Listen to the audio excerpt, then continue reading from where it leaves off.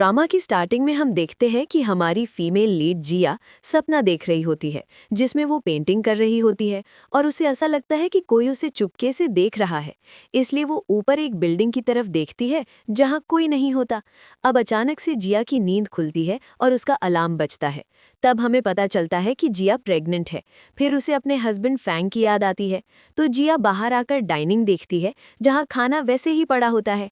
इसलिए वो फैंग को कॉल करके पूछती है, तुम अब तक घर क्यों नहीं आए? तब फैंग अपनी गर्लफ्रेंड लीना के साथ रोमांस कर रहा होता है और जिया से झूठ कहता है कि वो ऑफिस में बिजी है। फिर जिया से कहता है, तुम प्रेग्नेंट हो, तुम्हें ज्यादा मेहनत करने की जरूरत नहीं है, तुम रेस्ट करो। ये बोलकर वो फोन साइड रख देता है और लीना को किस करने लगता है। दूसरी तरफ हम देखते हैं कि हमारे मेल लीड लू को, जो अपने फ्रेंड हाउ के साथ बैठकर ड्रिंक कर रहा होता है, तभी वहां जिया एक फूलों का बुके लेकर आती है और अपने क्लाइंट हारू को देने लगती है।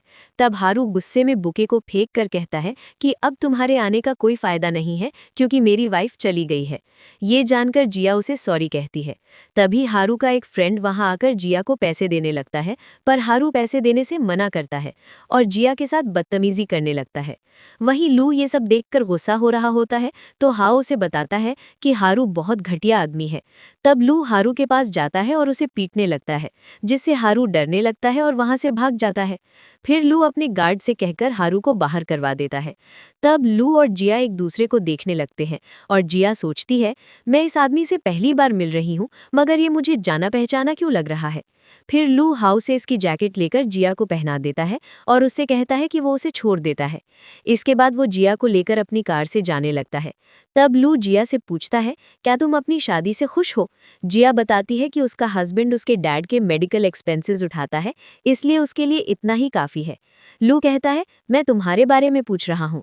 तब फ्लैशबैक स्टार्ट होता है जिसमें दिखाया जाता है कि शुरू में फैंग का बिहेवियर जिया के साथ अच्छा था, पर वक्त के साथ वो उसे बहुत बुरा ट्रीट करने लगा। फ्लैशबैक खत्म होते ही लू का ड्राइवर बताता है कि वे पहुंच गए हैं। तब जिया कार से निकलने लगती है, पर दरवाज़ा नहीं खुलता, जिससे वो परेशान हो जाती है। तभी फैंग अपनी कार से आता है और लू की कार की तरफ बढ़ता है तो जिया उसे देखकर डर जाती है और अपना मुंह लू की तरफ कर लेती है। फिर फैंग वहां से चला जाता है तो लू जिया से पूछता है, क्या तुम बाहर नहीं जाओगी?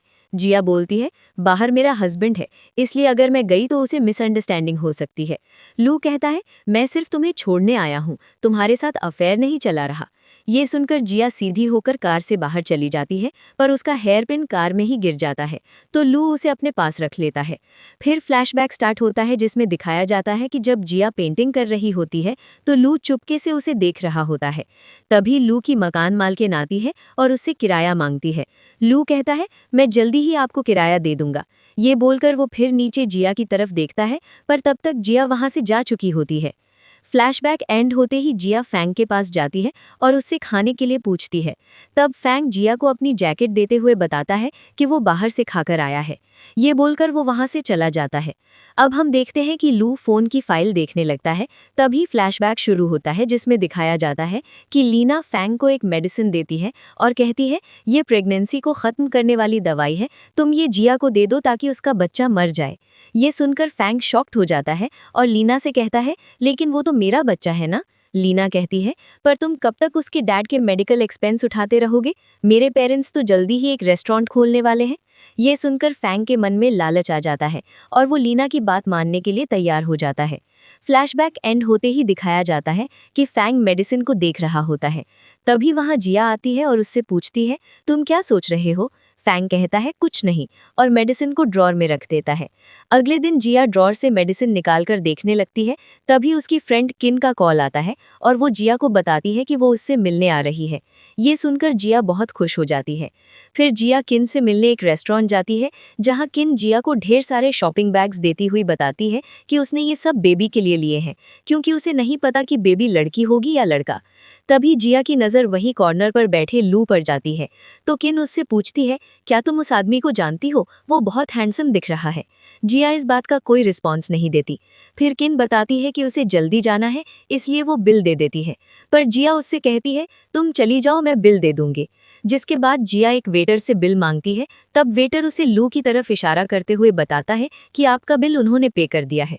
जिसके बाद जिया लू के पास जाती है और उसका स्कैनर मांग के बिल देने लगती है। तो लू कहता है तुम्हें पेमेंट करने की कोई ज़रूरत नहीं है, लेकिन फिर भी जिया उसे पैसे दे देती है।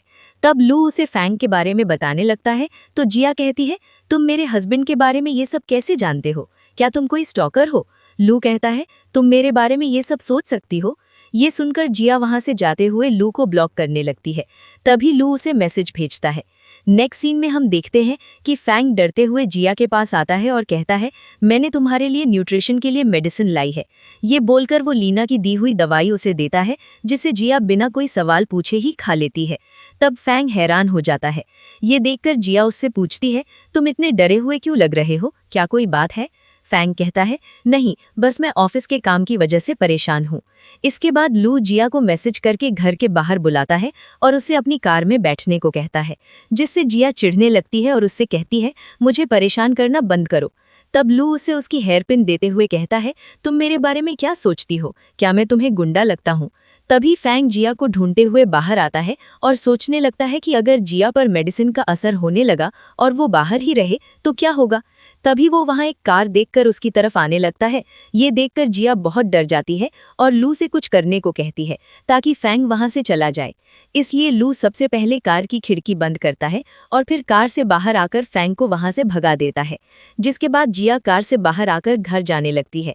तभी फैंग जिया से पूछता है तुम बाहर क्या कर रही थी? जिया बताती है मैंने खाना ज्यादा खा लिया था, इसलिए मुझे डाइजेशन में दिक्कत हो रही थी, तो मैं वॉक के लिए आ गई। ये सुनकर फैंग कहता है तुम्हें बाहर नहीं घूमना चाहिए। ये कहकर वो उसे घर के अंदर ले जाता है। फिर जिया को अचानक से पेट दर्द होने लगता है, जिससे वो रोने लगती है।